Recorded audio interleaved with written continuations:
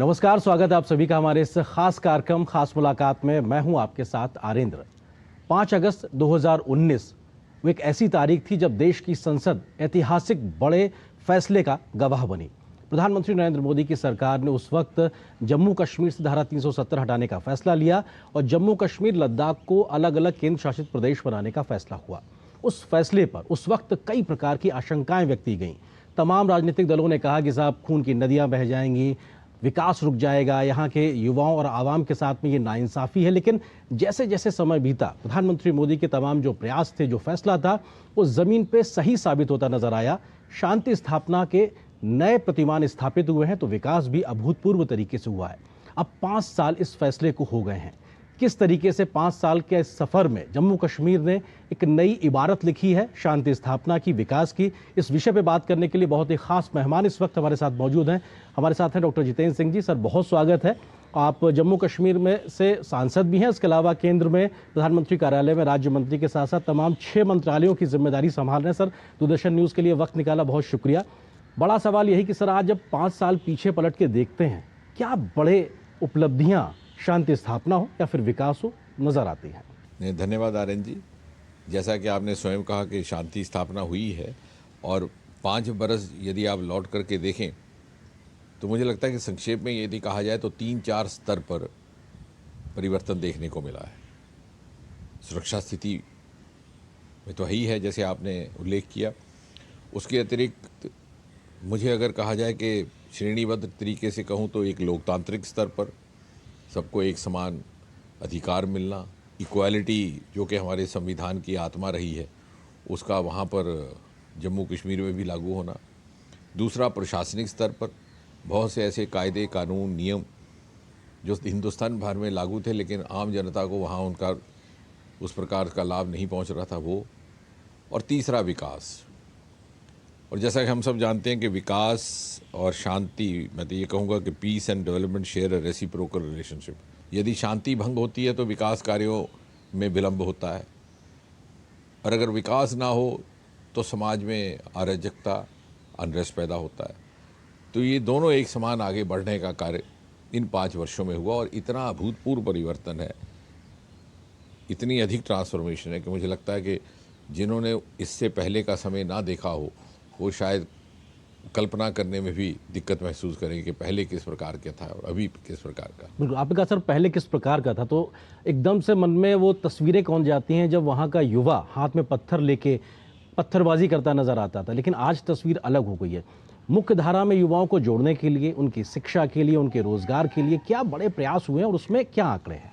नहीं, जैसा आपने कहा, जो हाथ में पत्थर के बजाय आज हाथ में कंप्यूटर है, आईपैड है। और मुझे ये लगता है कि केंद्र शासित प्रदेश बन जाने के बाद जिस प्रकार से एक निर्णायक ढंग से आतंक पर अंकुश लगाने का कार्य हुआ है, ऐसा शायद पहले नहीं हो पा रहा था। क्योंकि जो भी वहाँ की सरकारें थीं, यूपीए के दौर की, तथाकथित मुख्य धारा की पार्टियों की, कहीं ना कहीं उनका राजनीतिक स्वार्थ जुड़ जाता था। और उसकी सबसे बड़ी मिसाल ये कि हड़ताल का आह्वान इस्लामाबाद, पाकिस्तान से होता और दुकानें श्रीनगर में बंद होती। अब इससे अधिक बदकिस्मती का मंजर और क्या हो सकता है। अब जबकि निर्णायक कार्रवाई हुई तो, लेकिन इस दौरान भी जो श्रीनगर के गली कूचों में चलने वाला आम व्यक्ति था, विशेषकर जो आम युवा, वो चाहता था कि हिंदुस्तान की मुख्य धारा का हिस्सा बन करके मोदी जी के द्वारा जो एक तीव्र गति की विकास यात्रा चल रही है उसका हिस्सा बने। अनेकों नए विकल्प, नए आयाम, रोज़गार के, जीविका के जो मोदी जी ने इस देश में लाए हैं उसका वो भी हिस्सा बनना चाहता है। और विशेषकर जम्मू कश्मीर और कश्मीर घाटी का जो आम युवा है वो बहुत अधिक आकांक्षी है, एस्पिरेशनल है। और आपने देखा कि आज चाहे ऑल इंडिया सर्विसेज हों, चाहे टूरिज़्म सेक्टर है, चाहे होटल इंडस्ट्री है, हर जगह उन्होंने अपना एक स्थान कायम किया है। तो इस प्रकार से डेमोक्रेटाइजेशन ऑफ अपॉर्चुनिटीज़ भी अभी हुआ। दूसरा, बहुत से अधिकार जो कि आम नागरिक को मिल जाने चाहिए थे, एक बहुत बड़ी विडंबना थी। उसमें सबसे बड़ा उदाहरण है पाकिस्तान से आए हुए शरणार्थी, जिनको शरणार्थी भी नहीं कहा जा सकता 70 बरस के बाद। अभी तक वो नागरिकता के अधिकार से वंचित थे, विधानसभाओं में वो वोट नहीं डाल सकते थे। आज तो आप जानते हैं स्थिति ऐसी है कि किसी दूसरे देश में भी जाकर के आप अगर सेटल हो जाए तो 10-15 बरस के बाद वहाँ पर भी ग्रीन कार्ड मिल जाता है। जी। लेकिन यहाँ ऐसा नहीं किया गया। और यही वो तबका है, यही वो वर्ग है जहाँ से निकल करके देश ने 2 प्रधानमंत्री जिनको हासिल हुए, श्री I.K. गुजराल, डॉक्टर मनमोहन सिंह, उप प्रधानमंत्री हमारे गृह मंत्री श्री L.K. अडवाणी, वो भी कराची से थे। लेकिन जो लोग वहाँ जा कर के बस गए, उन्हें लोकतांत्रिक एक व्यवस्था का हिस्सा होते हुए भी लोकतांत्रिक अधिकारों से वंचित रखा गया। तो एक बहुत बड़ी विडंबना थी। और एक शायद कभी इस बात का भी विश्लेषण किया जाए कि जो लोग 370 की सबसे अधिक पैरवी करते थे, बहुत बुलंद आवाज़ में पैरवी करते थे, दरअसल वही इसका दुरुपयोग भी कर रहे थे। सन 1975 में श्रीमती गांधी ने इमरजेंसी लागू की देश में। उस समय संविधान में अनेकों संशोधन लाए उन्होंने, शायद वो 42-43 संशोधन था जिसमें संविधान का वो एम्बलम बदला गया। और उसी में उन्होंने विधानसभाओं और लोकसभा का अवधि काल 5 साल से 6 बरस कर दिया, क्योंकि उनको शायद इस तरह की इनपुट्स थी कि इस समय उनके लिए चुनाव कराना अनुकूल नहीं रहेगा। तो अधिकतर राज्यों में कांग्रेस की सरकार थी। उसके 3 ही बरस के बाद जब मोरारजी भाई बनते हैं प्रधानमंत्री, तो बहुत सारे इन अमेंडमेंट्स को रिवर्स किया जाता है। शायद वो 45 या 46 था, उसमें ये भी हुआ, जिसके परिणाम स्वरूप 1977 के बाद पुनः सारी विधानसभाओं और लोकसभा का कार्यकाल 6 बरस से फिर से 5 बरस हो गया, जैसे कि संविधान में था। जी। जब पहली बार 6 बरस किया गया तो वही सरकार थी जम्मू कश्मीर में नेशनल कॉन्फ्रेंस की, उन्होंने तुरंत उसको अपना लिया क्योंकि उनको उनकी मुनासबत से था। लेकिन 3 वर्ष के बाद जब वो रिवर्स हुआ तो उन्होंने 370 की आड़ लेकर के इसको बनाए रखा।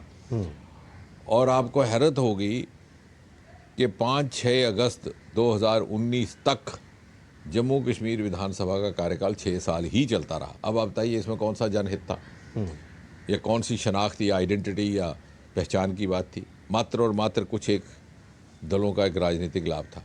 तो कहने का तात्पर्य ये कि जो डेमोक्रेटाइजेशन हुआ है जी। उस सारे क्षेत्र का, वो भी इन 5 वर्षों में हुआ। ठीक है सर, एक क्योंकि मैं विकास पे, समान अधिकारों पे मैं आपसे सवाल पूछूंगा। शांति को लेकर 70% आतंकी घटनाओं में कमी देखने को मिली है। जान माल का जो नुकसान हमारे सैनिकों का, आम नागरिकों का होता है, उसमें बड़ी कमी देखने को मिली। लेकिन फिर भी घाटी हो, एक चुनौती बरकरार है। और इसके जुड़ा हुआ सवाल ये कि जम्मू क्षेत्र में भी एक बार फिर से नई प्रकार से चुनौतियां सर उठा रही, इसको लेकर नहीं, मैं ये कहूँगा कि जो एक पैटर्न के तहत जो आतंक चल रहा था वो अब नहीं है। वो स्पॉन्सर्ड मिलिटेंसी, वो शायद इसलिए भी थी कि कुछ एक राजनीतिक तत्व भी ऐसे थे जो चाहते ही नहीं थे कि पूरी तरह से आतंक वहाँ से समाप्त हो, क्योंकि उस आतंक के पर्दे में पुश दर पुश उनका वंशवाद और उनका राज्य पनपता था। 10-15% वोटिंग होता और वो पुनः जीत करके फिर से मुख्यमंत्री मंत्री बन जाते। तो इसलिए 5-6 के बाद जब व्यवस्था बदली है, वो राजनीतिक जो स्वार्थ थे वो उस व्यवस्था से हटा दिए गए। तो आपने देखा, जैसे मैंने कहा कि आम मानव जो था वो चाहता था, वो 3 पीढ़ियाँ उसने देखी परवान चढ़ते इस आतंक की और इस दहशतगर्दी में। वो चाहता था कि वो इससे निजात हासिल करे, मुक्ति प्राप्त करे, और इसलिए ये बदलाव आना शुरू हुआ। दूसरा, अब कश्मीर घाटी में आपने देखा कि पिछले बरस भी लगभग 2-2.5 करोड़ पर्यटक आए हैं।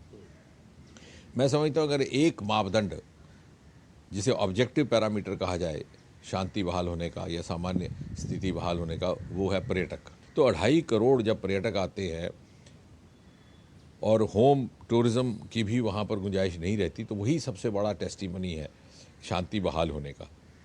जो छुटपुट घटनाएं होती हैं वो भी मेरे ख्याल से इसलिए कि the terrorist is on the run, तो वो भगदड़ में वो सॉफ्ट टारगेट्स को करते हैं ताकि बीच बीच में वो खबर में बने रहें। लेकिन जो ऑर्गेनाइज्ड पैटर्न के तहत जो आतंक था, जिसमें दूसरे देश की ओर से भी उकसाया जा रहा था और कुछ भीतरी ताकतें भी उसके साथ जुड़ गई थी, वो धीरे धीरे अब ध्वस्त हो गया है। और जम्मू में जो हुआ है, ये इसका शायद एक कारण ये रहा कि कश्मीर घाटी से जब उन्हें लगा कि उन्हें दिक्कत आ रही है तो उन्होंने अपना फोकस वहाँ किया। लेकिन अब भारत सरकार ने भी अपनी रणनीति बदली है। मुझे लगता है कि ये भी एक गुजरता हुआ दौर है, last phase of militancy in Jammu and Kashmir, उसी का हिस्सा है। और अगर जम्मू में थोड़ी बहुत चिंता का विषय रहा है तो ये कुछ एक सप्ताह की बात है। जी सर, हमने पहली बार देखा कि टेरर फंडिंग पे बहुत ज़्यादा नकील कसी गई। सरकारी कर्मचारी जो सरकारी महकमे में होने के बाद में आतंकवाद को संरक्षण देते थे, उन पे भी कार्रवाई की जा रही है। इस सब से कितना एक मैसेज गया है और विश्वास बहाली कैसे बढ़ी है? इसमें सबसे अधिक श्रेय जाता है प्रधानमंत्री मोदी जी को, और उन्होंने सरकार का जो रुख बदला है। आपको स्मरण होगा कि यूपीए सरकार में यही लोग जो आज तिहाड़ जेल में बैठे हैं 8-8 बरस से, इनको एम्बेसी में दावत दे के बुलाया जाता था। पाकिस्तान एम्बेसी के कार्यक्रम में ये जाते थे, तत्कालीन प्रधानमंत्री के साथ मुलाकात करने ये जाते थे, और ये कहा जाता था कि हम कश्मीर घाटी में अमन बहाल करने के लिए, शांति बहाल करने के लिए इनको माध्यम बना रहे हैं, इसलिए इनको प्रधानमंत्री मिल रहे हैं। लेकिन उसी की आड़ में उनका जो षड्यंत्र था वो जारी रहा। मोदी जी के आने के बाद मोदी जी ने एक निर्णायक रुख अपनाया, और आपने देखा वो लोग जो एम्बेसियों के कार्यक्रमों में जाते थे, वहाँ पर मुख्य अतिथि बनते थे, वो आज तिहाड़ जेल के मुख्य अतिथि बने हैं, क्योंकि बाकी कैदी आते जाते रहे हैं, वो 8-10 साल से वहाँ हैं। तो एक मैसेजिंग भी हुआ कि कार्रवाई होगी, निर्णायक होगी, and that serves as a deterrent. जो दूसरे लोग शरारत पर आमादा हों, उनके लिए भी एक पैगाम रहता है। जी सर, आप पैगाम की बात कर रहे हैं तो कुछ तस्वीरें अपने आप में मिसाल बन गई हैं। G20 की बैठक हमने श्रीनगर में देखी। हमने देखा कि कैसे सिनेमा फिर से 3 दशक के बाद लगभग खुलना शुरू हुआ। मुहर्रम का जुलूस निकला। खेलों की स्पर्धाओं की संख्या इतनी हो गई कि कभी सोचा नहीं जाता था कि कश्मीर में ऐसे हालात होंगे। ये जो बदलता हुआ कश्मीर है, ये विश्वास बहाली के किस पैमाने को दिखाता है? 40-45 स्थानों पर जहाँ पर G20 की बैठकें हुई हैं, सबसे अधिक सफलतम बैठक श्रीनगर की रही, सबसे अधिक लोकप्रिय रही, सबसे अधिक अटेंडेंस भी वहीं रही, और देश विदेश से वहाँ पर प्रतिनिधि, डेलीगेट बड़े शौक से आए, और ना केवल बैठकों में उपस्थित रहे बल्कि वो डल झील में भ्रमण करने भी गए, सैर व तफरी भी की। तो उससे एक संदेश भी जाता है, और साथ में ये भी जाहिर होता है कि जो कश्मीर का आम आवाम है, क्योंकि उसने तो 3 पीढ़ियाँ अपनी कुर्बान कर दी, और उसका काम धंधा तजारत भी तहस नहस हो गया। वो नहीं चाहता था कि ये दौर जारी रहे, लेकिन कुछ एक राजनीतिक तत्व जिम्मेवार थे जो इस व्यवस्था को बनाए रखना चाह रहे थे।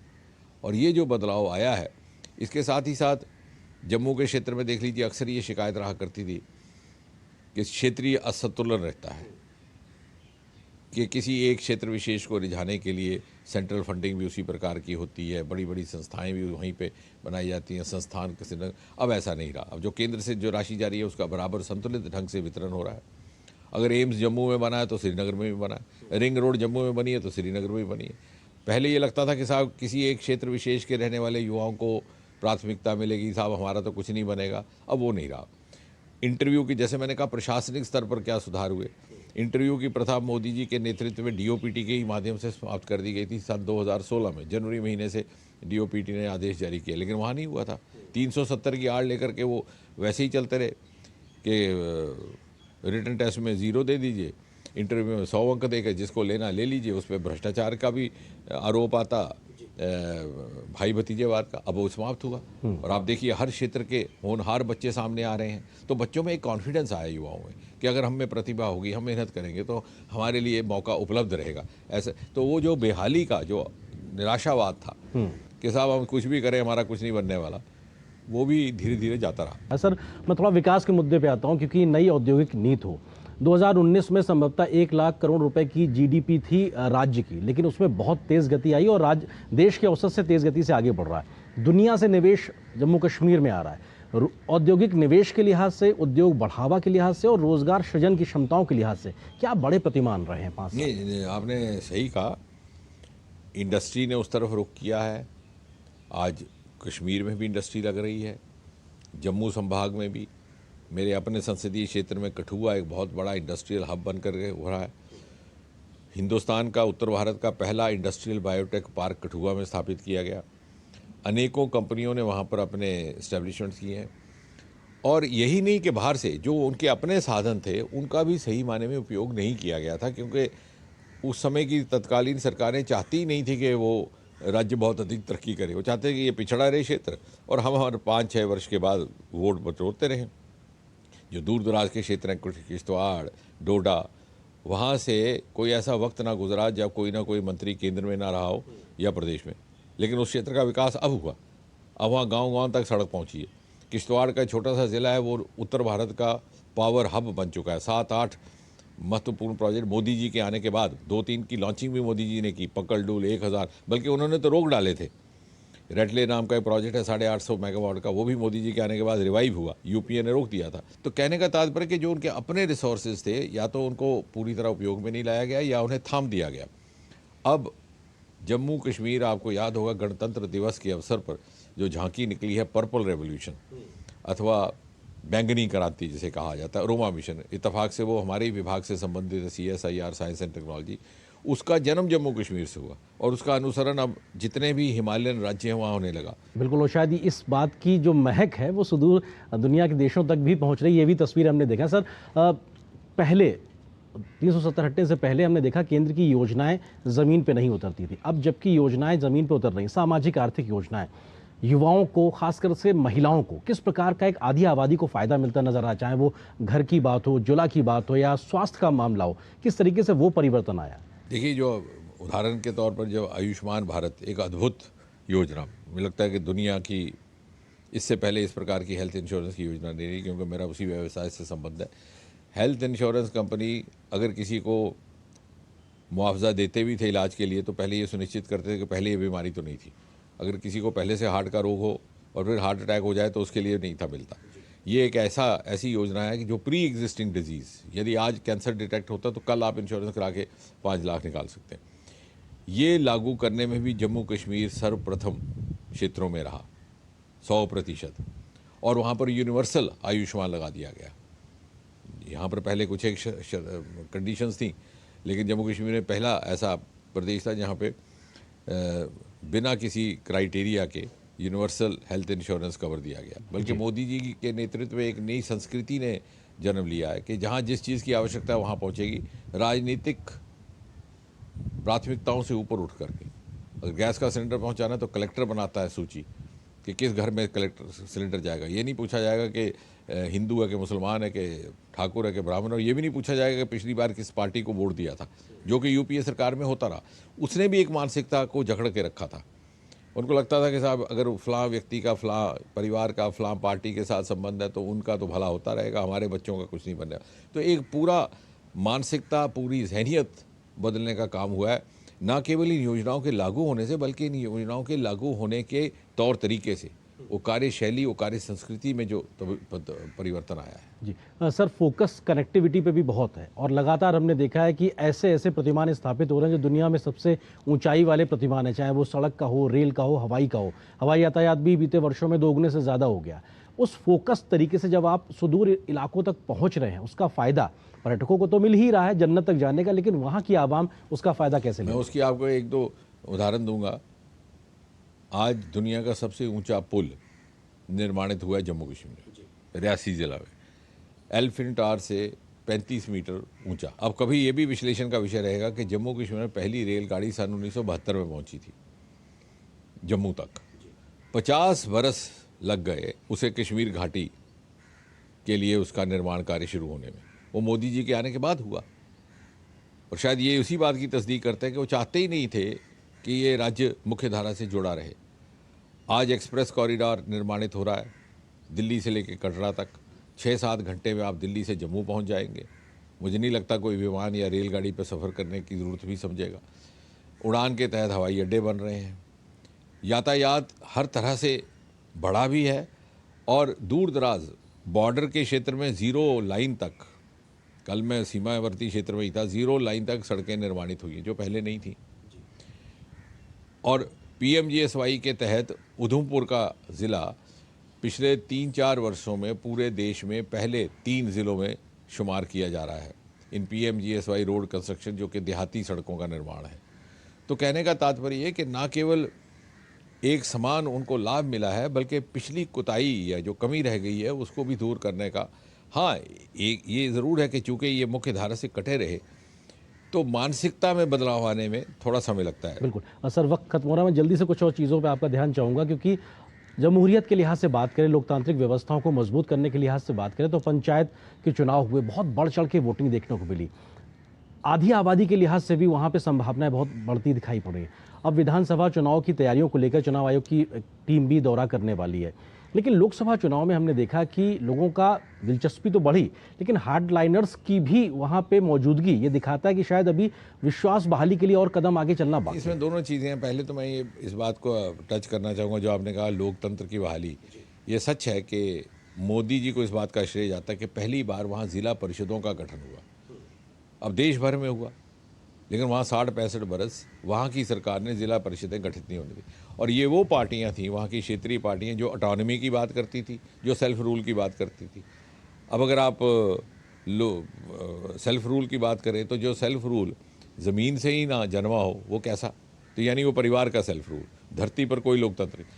पंचायतों की आपने बात की, 73 और 74 अमेंडमेंट हैं संविधान के, जिसके तहत सेंटर की ग्रांट सीधी सीधी पंचायती प्रतिनिधियों को जाती है, पंचों सरपंचों, उसको वहाँ लागू नहीं किया गया। और विडम्बना ये कि 73-74 जो अमेंडमेंट्स हैं कांग्रेस सरकार के द्वारा लाई गई थी, राजीव गांधी प्रधानमंत्री होते थे, यानी उन्हीं की सरकारें नहीं, लेकिन वहाँ नहीं लगने दिया क्योंकि उसमें उनका अपना स्वार्थ आता था।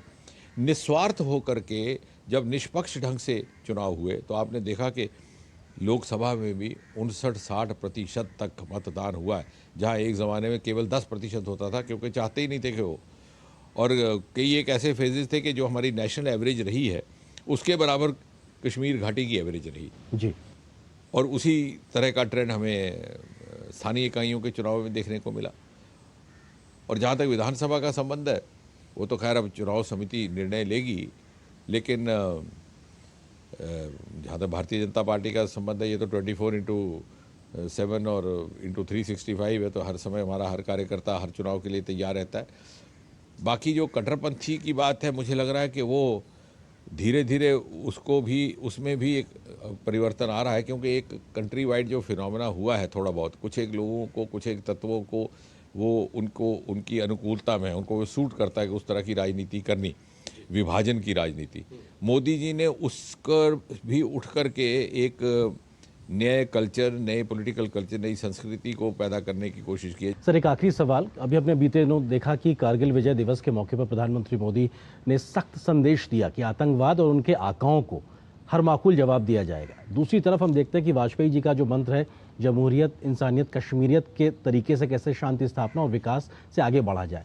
5 साल के इस पड़ाव के बाद हम अगले 5 साल या 10 साल के लिए हम किस तरीके से आगे बढ़ते देखेंगे, फ्यूचरिस्टिक बड़े प्लान को लेकर क्या कहेंगे? मुझे लगता है कि आने वाले 5 वर्षों में, बल्कि आने वाले 10-20 वर्षों में जम्मू कश्मीर की बड़ी प्रमुख भूमिका रहने वाली है भारत की ग्रोथ स्टोरी में, overall India growth story. Natural जो प्रवृत्ति है जम्मू कश्मीर की युवा की, वो हाईली एस्पिरेशनल है, लेकिन वो हसरत जैसे दब जाती है, तो वो हसरतें जो दबी थी वो अब उभरने लगी, विश्वास पैदा हुआ और विश्वास पैदा हुआ और अमल में आएंगी, और वो अपनी भूमिका निभाएंगे, वहाँ के लोग और वहाँ के और सरमाए। और इस तरह से ये कहा जा सकता है कि आने वाले समय में, जैसे जम्मू कश्मीर को मुकुटमणि कहा जाता है, ये वाकई मुकुटमणि साबित होगा भारत की ग्रोथ स्टोरी में। बिल्कुल, हम उम्मीद करते हैं कि ये मुकुटमणि साबित है ही और तेज गति से आगे बढ़े। बहुत शुक्रिया सर, हमें अपना वक्त देने के लिए, दूरदर्शन से बातचीत करने के लिए। तो इस खास मुलाकात में हमारे साथ मौजूद थे केंद्रीय मंत्री डॉक्टर जितेंद्र सिंह जी, जिन्होंने बताया कि जम्मू कश्मीर से धारा 370 हटने के 5 साल के इस पड़ाव के बाद में कितना ज़्यादा काम हुआ है, लेकिन ये निरंतरता लगातार आगे भी जारी रहेगी। तो इस विशेष कार्यक्रम में बस इतना है, लेकिन डीडी न्यूज़ पर खबरों का सफर लगातार जारी है। नमस्कार।